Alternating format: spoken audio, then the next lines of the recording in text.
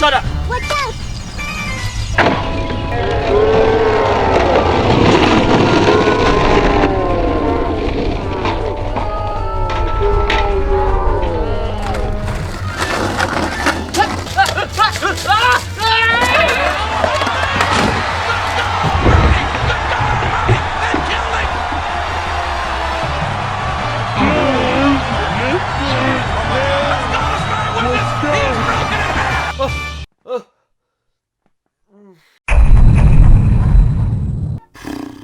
Okay, so I have no idea where I've been, how long I've been out, or even how I got here, but one thing that I do know for sure is that the doctor told me I gotta change this out at least twice a day to stop the leaking. Or, at least I hope he was a doctor anyway.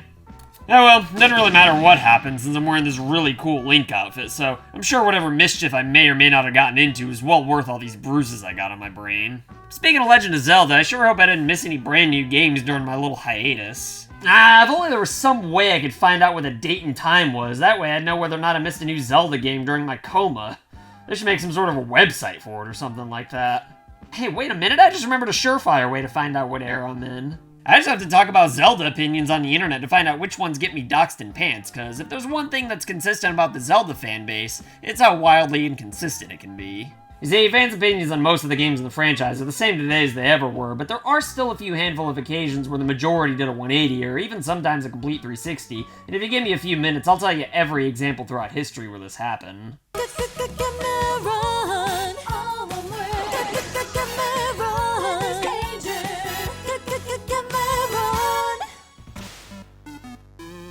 Once upon a time, the general consensus on Zelda games among the fandom was something that was pretty much set in stone for all eternity once a verdict was reached.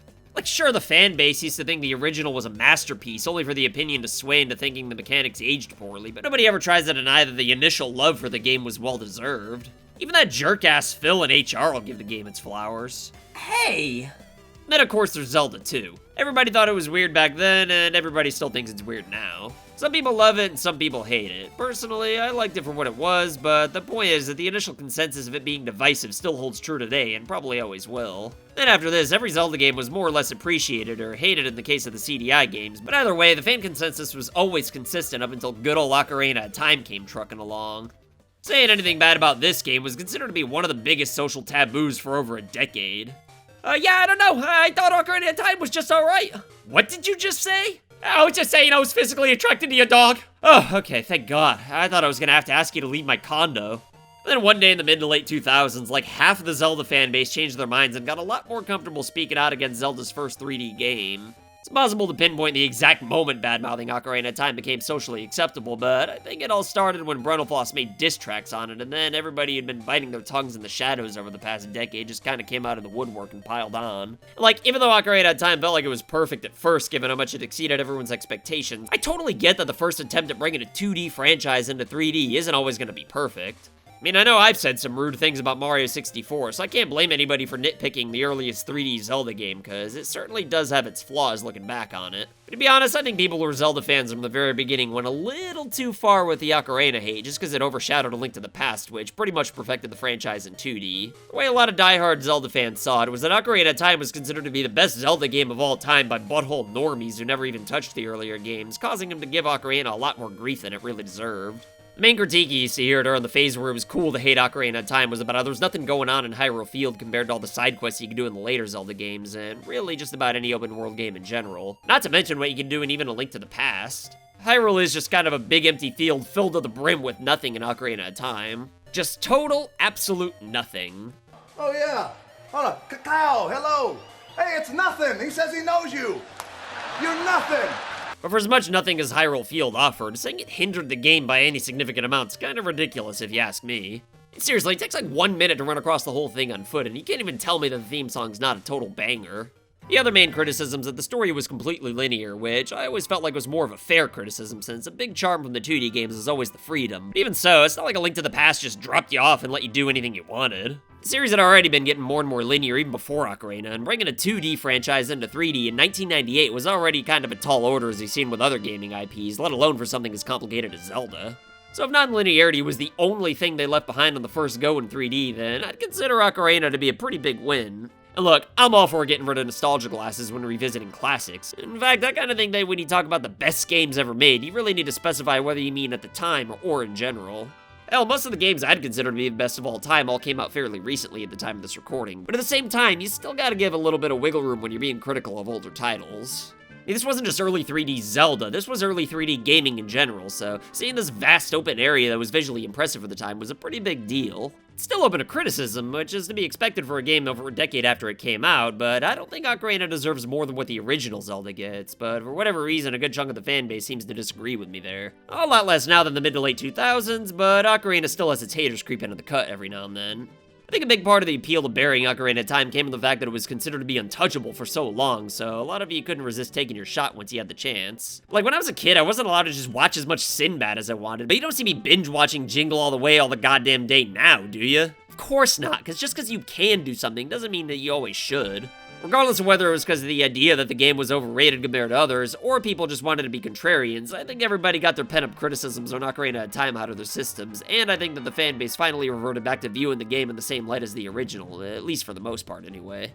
Games that were considered to be the best in the world at one point in time, but show some signs of age now, despite still being pretty fun to play. With Ocarina of Time being one of the most hyped games of all time, though, you'd think that the next Zelda game would have a clean slate without being under such a microscope, and, well, it certainly took advantage of not being under such a microscope with its somewhat low-key release by going in a drastically unexpected direction, much like the second 2D Zelda game, oddly enough.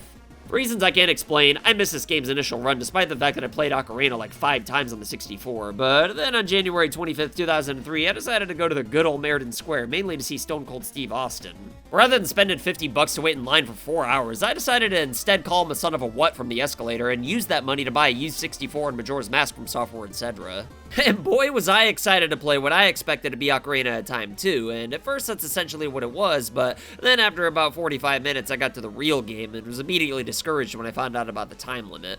These days, I'd have known about the time limit well before the game came out thanks to the internet, but during this time period, I only skimmed through a gaming magazine like 2 to 3 times per year, so I had no idea what to expect from this. I honestly felt a little ashamed that I quit playing it, because I knew that the game would be a banger if I toughed it out, but apparently I wasn't the only one the time limit scared off, not just because the game sold way fewer copies than Ocarina of Time, sometimes it's just the way things go with a game that shows up late into a console's life cycle, but also because a lot of fans just weren't happy with this at the time.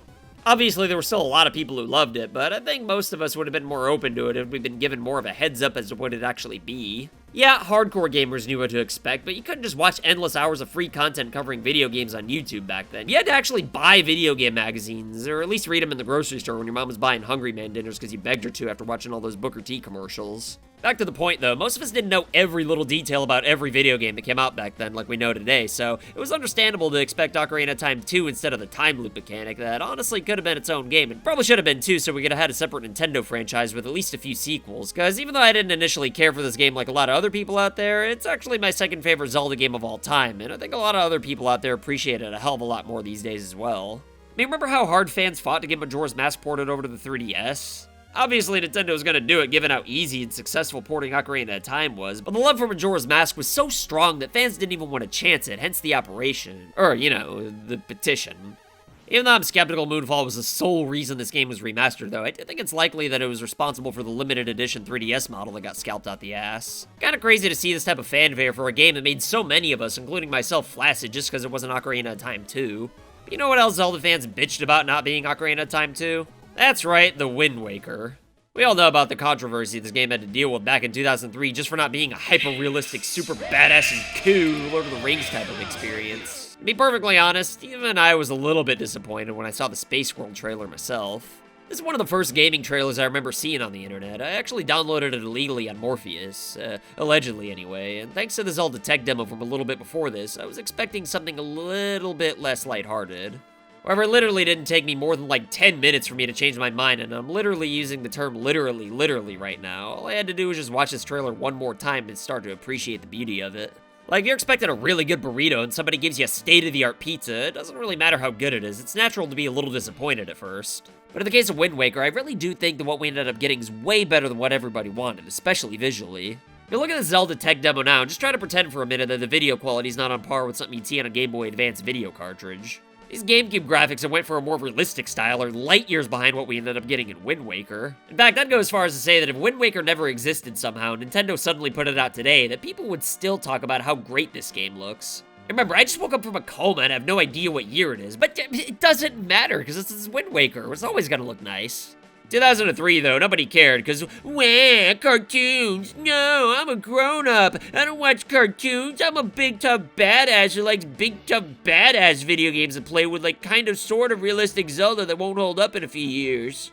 Giving the fanboys what they wanted, what they needed, what they desired, Nintendo skipped all that cel-shading crap and delivered the goods on Twilight Princess. I remember trying to bum $5 to pre-order this game in the same mall I saw Stone Cold at, and everybody made fun of me for being interested in something they thought was for kids, and I was just like, dude, it's Zelda, what do you think, it's gonna suck? And of course, it didn't.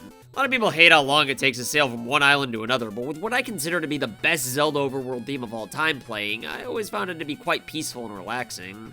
Like, yeah, sure, the game may be a little short, and finding the Triforce shards at the end suck noodles, but even so, this is still one of my favorite Zelda games of all time. And if you hated it, that's fine, you could be wrong, but what really steamed my clams is when the HD remaster came out for the Wii U in 2013, and everybody just pretended like they loved it all along. Like, I hate to sound like a hipster snob for liking the cool thing when it was unpopular, but I just couldn't help but be irritated by the complete 180 by the fanbase, and like, I know I'm not the only person in the world who loved Wind Waker in 2003. Over 4 million people bought the dang thing, and I know plenty of them had a great time with it. I just think it's funny that the ones who hated it can't just admit it. I think most of the game's naysayers don't mind playing a Zelda game that feels drastically different from all the others, but only if it's not the current Zelda game. I guess you can say this pretty much goes for anything that gets a little too bold for any franchise and all of entertainment, not just video games. Even if it's good, fans will probably just reject it out of the gate and not be able to appreciate it till like a decade later.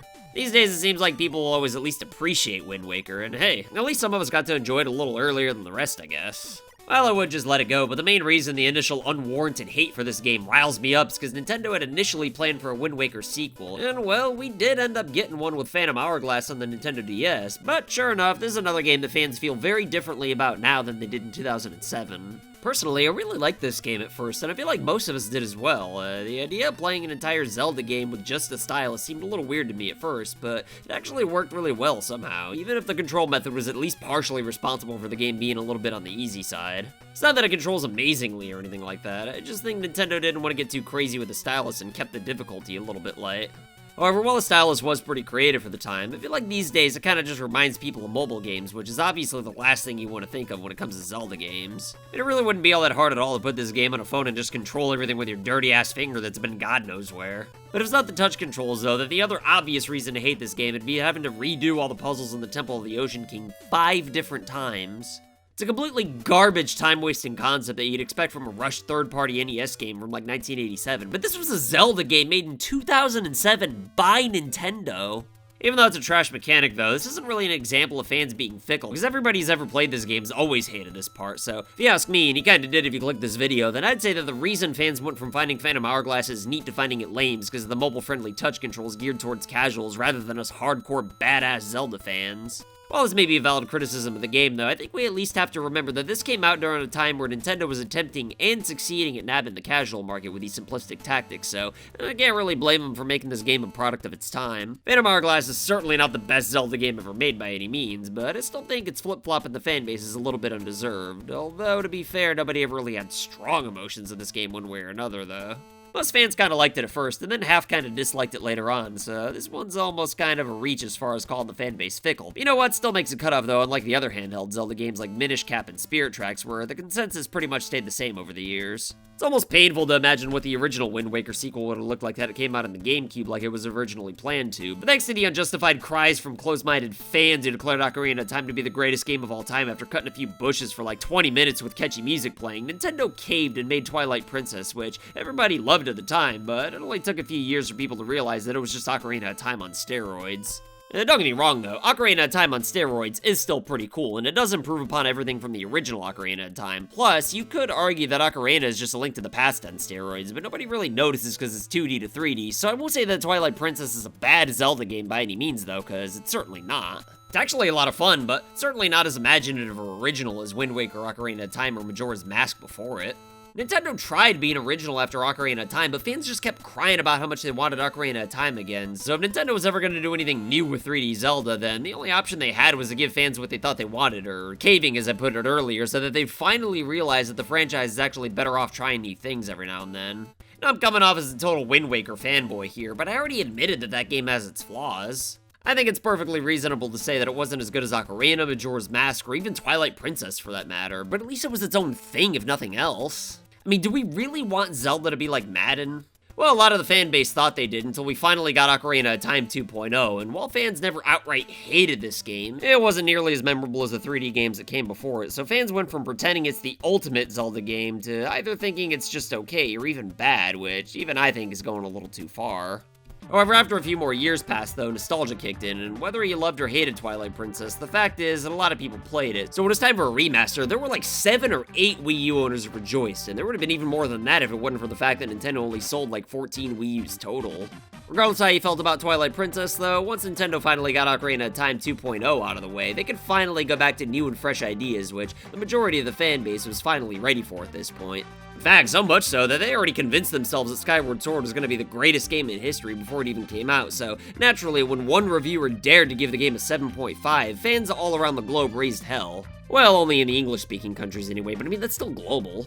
People were so baffled that one single reviewer from GameSpot didn't quite care for the motion controls, even though 7.5 still isn't a bad review. Fast forward a few years later, though, and it seemed like just about everybody hated Skyward Sword, not just for the motion controls, but more so for the linearity. Then fans were acting like Nintendo was supposed to know how much we all hate having a set course in Zelda games after we praised them up and down for over a decade. On some random day before Skyward Sword came out, the entire Zelda fan base just suddenly realized that Zelda hadn't been giving them enough freedom since the Super Nintendo.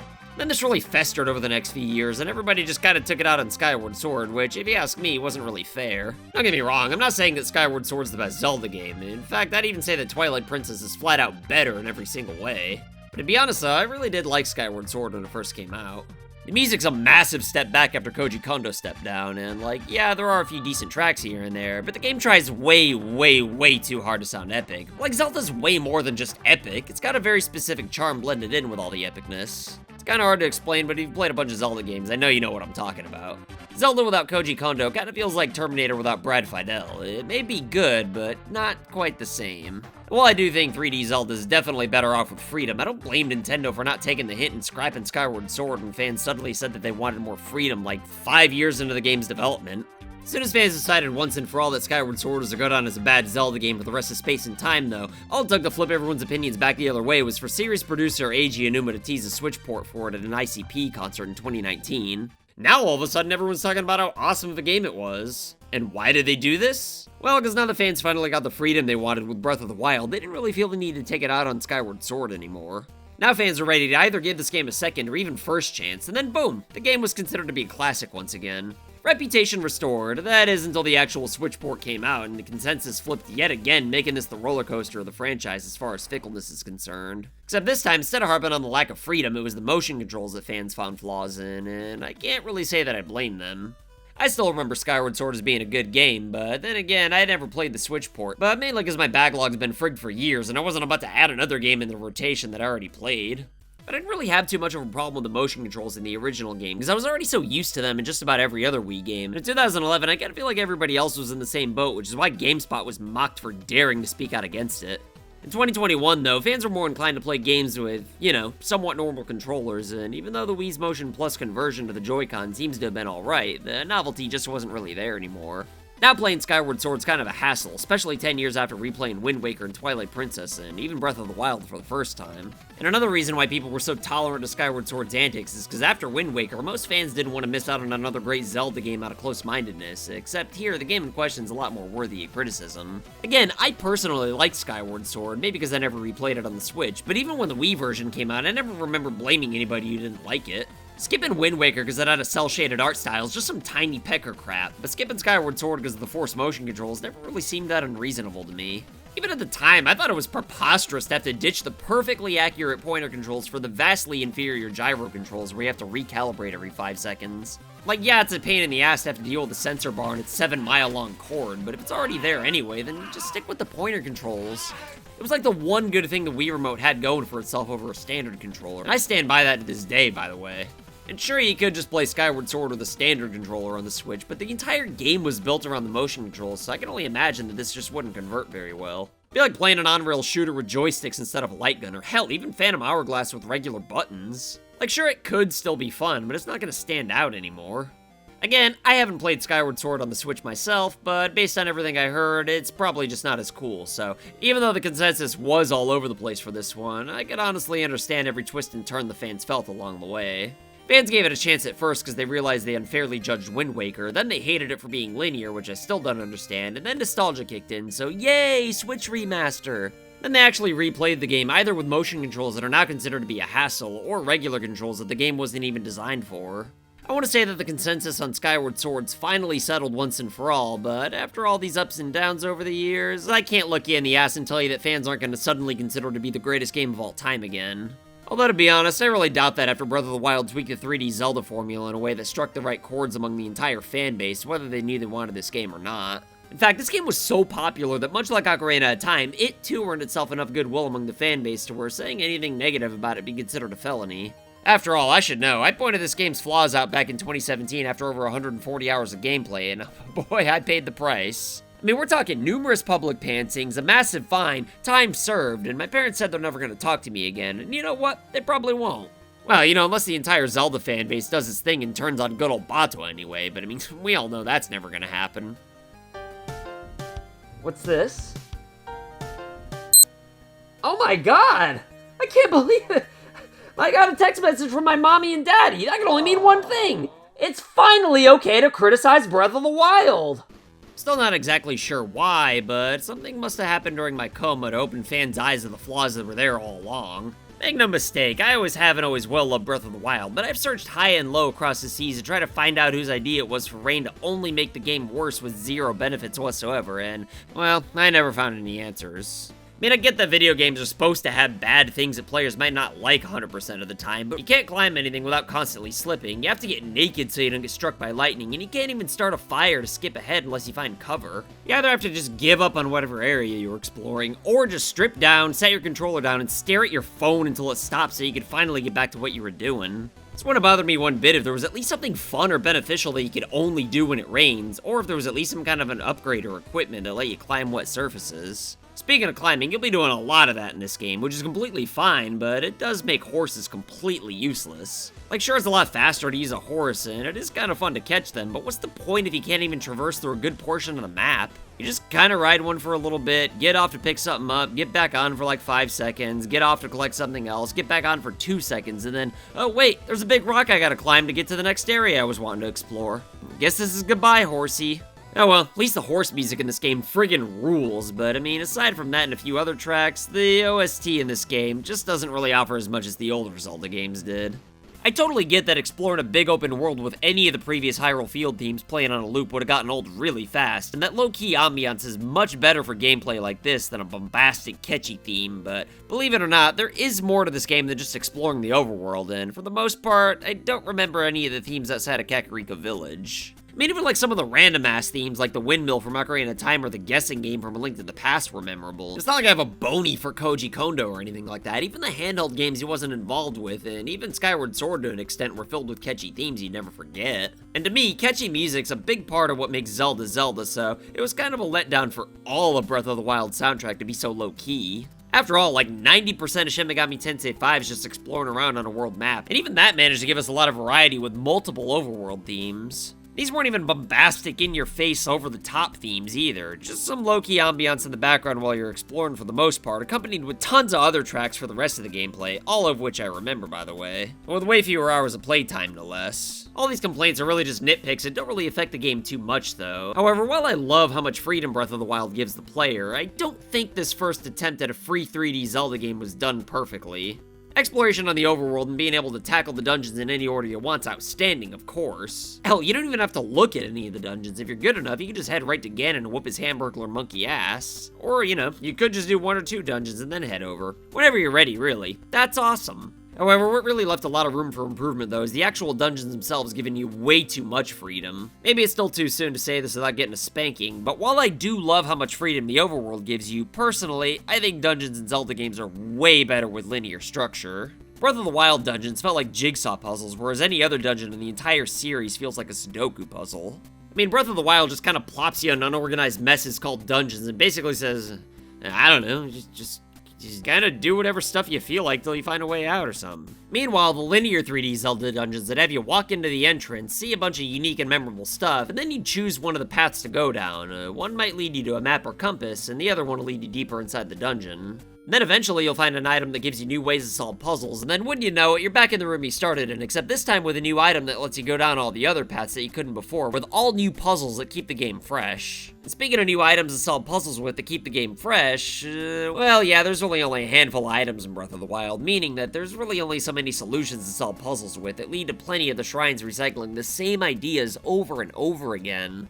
Okay, it's honestly not that bad, but it could have easily been way better if there weren't like 20 Tessa strength shrines where you just fight the same enemy over and over again. I get that having too many items would limit the exploration in the overworld, and that the idea was to let you go anywhere right after getting the main few items really early in the game. But I don't know, I think the game would have been better if there were at least a few areas you couldn't get to without acquiring new items for exploration. If you ask me, A Link Between Worlds proved that this is a better approach with freedom in Zelda, and like, yeah, it was a much smaller 2D Zelda game, but you still could have pulled it off here, and it doesn't even have to just be for the dungeon entrances either. The idea was to not bum players out with dead ends and backtracking, then they could have just let you warp back to the spots where you need certain items to push forward. I'm sure there's plenty of different ways to make an open world Zelda game work with tons of different items, but the point is Zelda needs variety in its puzzles regardless of how much freedom or how many dimensions there are. And while I loved Breath of the Wild, I think it could have done a better job at this.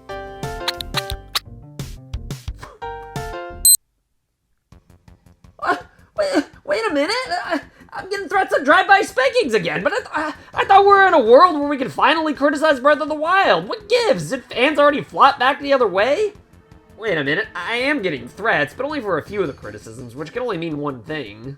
I must have slept through the release of Tears of the Kingdom, but given how mad my parents are at me, I'd say that the game just came out, which would explain why they're not willing to consider the possibility that some of the criticisms of the previous game might be valid since they still exist in the new one. But you know what, I should probably just go ahead and play the game for myself so I can see exactly how the below-oversized den handled these issues. But you know what, I'm not Evel Knievel or anything crazy like that, so rather than criticizing Tears of the Kingdom, I'm just gonna try to predict exactly how people are gonna criticize in 2057.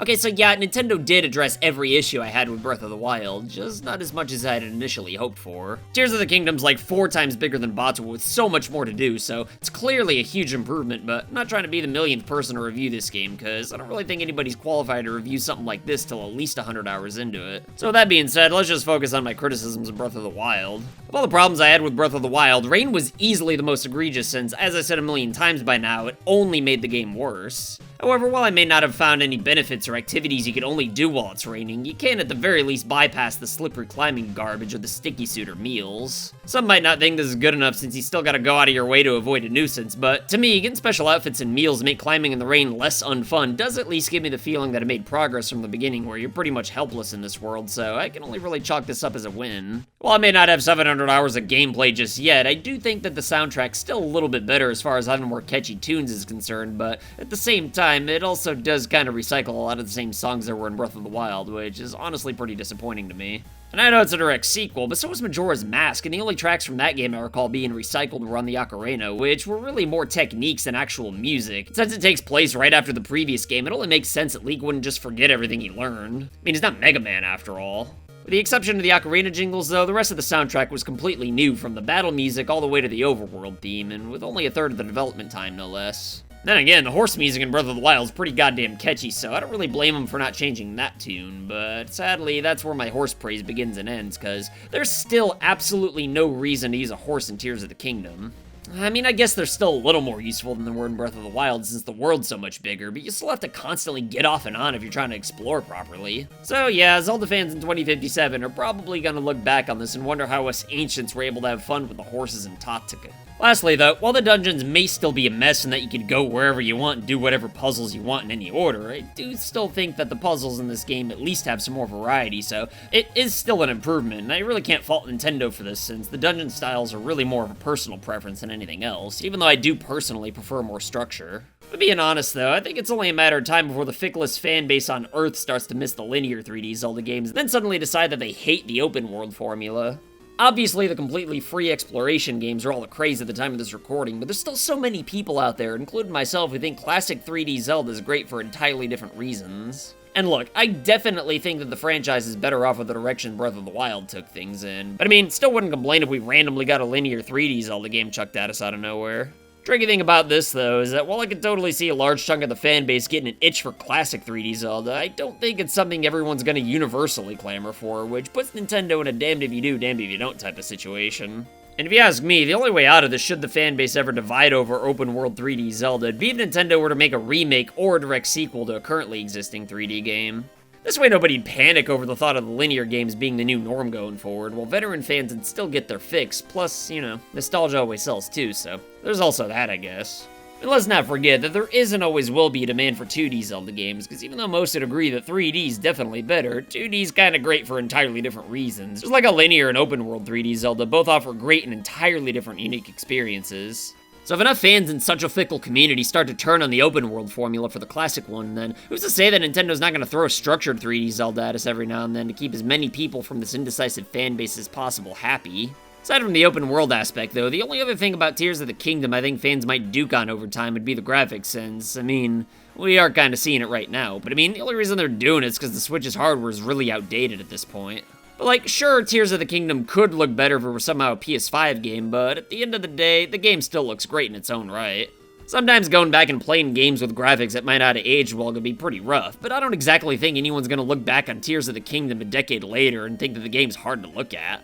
Hell, I'd even go as far as to say that no one's gonna say that 1,000 years from now. Frame rate, well, that's kind of another story, since the game does kind of stall out, at least for me from time to time. But I'm sure running ports for this game on updated hardware in the future is going to eliminate that issue entirely, so I think this is more of a case where fans will change their minds in a positive way over time. But I mean, all this is really just speculation as opposed to history like the rest of this video up until this point, since it's pretty much impossible to predict how Zelda fans might feel in the future, so I should probably stop right here. However, given the track record we just looked at, I don't think anybody should act surprised if and when Tears of the Kingdom gets unfairly drugged through the mud by everybody biting their tongues early in the game's life before the fan consensus on the game's legacy inevitably settles into a rational middle ground. At any rate, though, I should probably go in for my routine checkup to make sure my brain's not leaking any more of that fluid, but, I mean, obviously I gotta put at least a few hundred hours into Tears of the Kingdom first, so I'd better get to that before my brain stops thinking good. If you got a kick out of this video, though, then you should probably take a look at my Legend of Zelda tier list, but if you'll excuse me, I've got